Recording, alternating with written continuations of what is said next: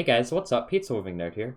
So I've been getting a lot of questions about the PinePhone, so I'm going to make one video answering as many as I can. So this is probably going to be a recurring series of videos, so if you do have a question, put it in the comments. I'll probably get to it in my next PinePhone Q&A answer video, whatever. So yeah, by the way, only 5% of my viewers are subscribed, so please make that go up to at least 100%. So yeah, and also I have Minecraft footage because my room's a mess and I don't want to clean it up. So Minecraft footage instead of webcam. Let's get to the video.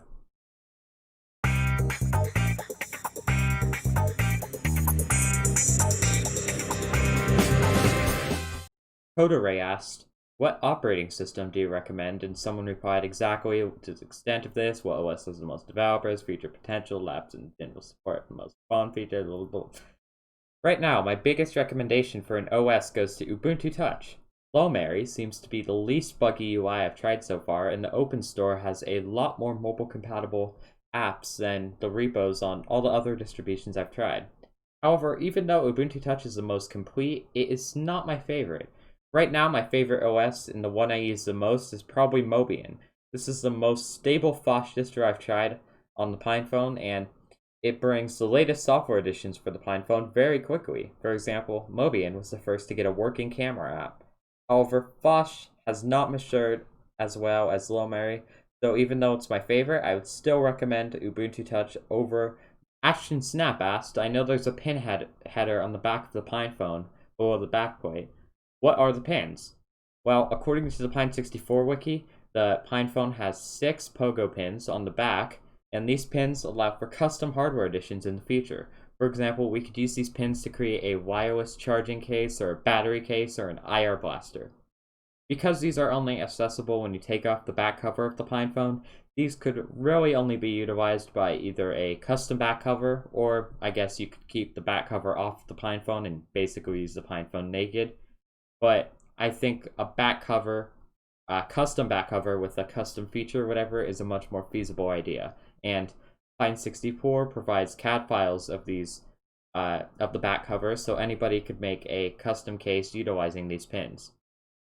NZ Gamer asked, "Is it usable as a driver?" And someone replied, "Or what is it missing for it to be one?" The PinePhone is getting very close to being daily driver ready, and Ubuntu Touch is probably the most daily driver ready OS I've used. At the time of writing this, pretty much all essentials on Ubuntu Touch work great, but some network and cellular features are kind of unstable or unusable, and Ubuntu Touch cannot take photos yet or use GPS, and video acceleration is missing. The battery life is also hit or miss on the PinePhone.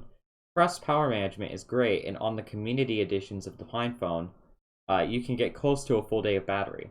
Although I can't test that because I have a Braveheart PinePhone, which unfortunately, the Braveheart PinePhones have a hardware issue where the battery drains even if the phone is turned off.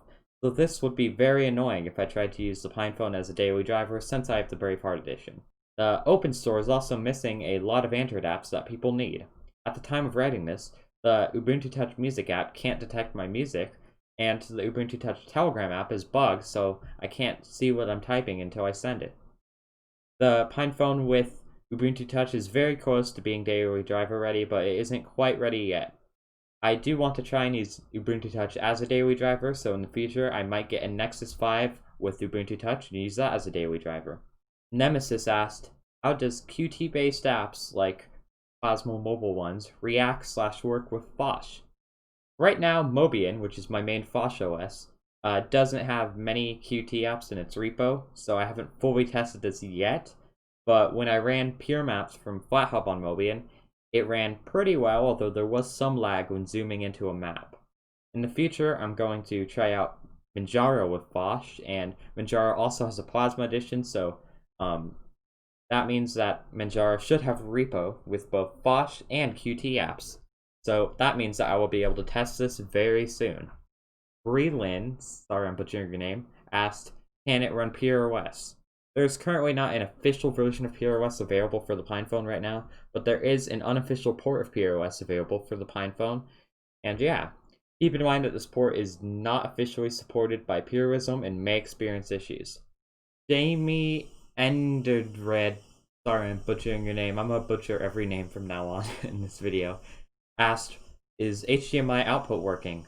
Right now, the Braveheart and Ubuntu Touch Community editions of the PinePhone do not support HDMI output through USB-C because of a hardware issue. However, if you have soldering skills, you can get these versions of the PinePhone to work with HDMI out via USB-C. However, if you do not have these soldering skills, then in the future you might be able to get your Braveheart 2Pine64 to get this hardware issue fixed. Luckily, the new post-market OS edition of the PinePhone does have this fixed, and it even has a special version designed specifically for convergence with more storage and an extra gig of RAM. So if you are interested in a Linux phone that has convergence, that's what I'd get. It's only $200, it comes with a dock and everything. That's the one I'd get if I were you. Abhishek, yeah, I'm not going to even try and pronounce that name, I'm sorry, dude. He said, can it run Android apps? And some Linux distributions do support Ambox, but most of the Android apps don't run very well. I made a full YouTube video about Ambox on the PinePhone for people interested in how it runs, so as a summary, on post-market OS, Android apps are very slow and almost unusable, but it performs slightly better on Mobian, but most apps don't work on Mobian either. There is also a build of Android for the PinePhone, although that kind of takes away from the spirit of the PinePhone. Why would you put Android on a PinePhone as a Linux phone? Now, the same person as the last question asks, how can you create apps for it? Well, apps on the PinePhone highly depend on the operating system you're using.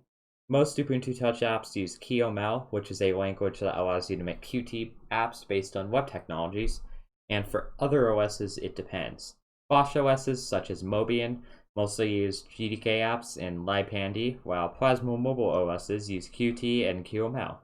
In theory, any Linux app that can scale down to a phone should work on most of the OSs. So if you want to create an app, just create a Linux app that can run on ARM processors and scale down to a phone. Plus, I also have a video about building Bosch apps if you're interested in that. It basically gives you everything you need to know on building Bosch apps. It gives you a recommendation for programming languages. It shows you two methods of building the user interface for the app. It has a bunch of tutorials and websites to go to. Should be a pretty in-depth video, like not in-depth on how the code works, but in-depth on what you need to know in order to start developing apps for Bosch. Now for the conclusion. I'm probably going to make a second article with more PinePhone questions answered, so leave a comment on the video or on the post version of this video. And if I didn't get to your question, then it was either a duplicate or you asked multiple questions in one comment, and it's kind of hard for me to screenshot comments if there's multiple questions. So yeah, thank you for watching this video. Please leave a tip on LBRY, and thanks to my patrons on Patreon. Specifically, thanks to patrons Mitchell Vantino, Sam Covett, Jim Peter, Jonathan Reynolds, Carl Schneider, and Ashton Snap for being sauce or cheese tier patrons. And yeah, I'll see you in the next video. Bye-bye.